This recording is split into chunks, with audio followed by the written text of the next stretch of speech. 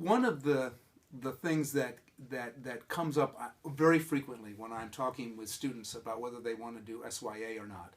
is whether going away from their school and to this very different experience for a year is going to affect their college experience, affect their college chances. Will it in fact put them behind the whole process because they won't be near their counselor and their teachers and their school and their different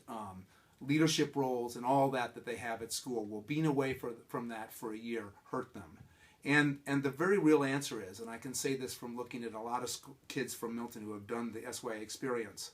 is that in fact being away for that year is a very powerful and compelling addition to whatever it is they're presenting to a college, because it says that in fact they were willing to take a risk and leave all that comfort and sort of easy excellence to try their hand at a new experience. And it also has a huge value in that kind of big who am I part of the college admissions process, where kids are trying to figure out what environments fit them, what kinds of schools they need to really thrive, and spending that kind of time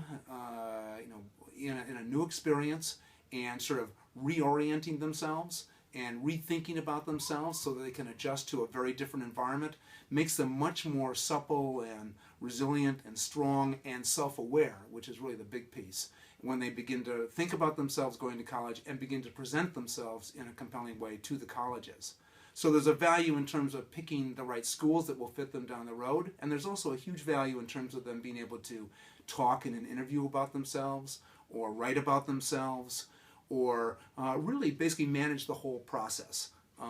They just are much sturdier as human beings after coming back from that, and they're actually much more interesting too, which is a big piece of it. I guess that would be the final element I would add, is that a lot of colleges will talk about the notion of texture, that they're always looking for texture, or other schools will put it as, what makes this student distinct from all these other wonderful students we're looking at?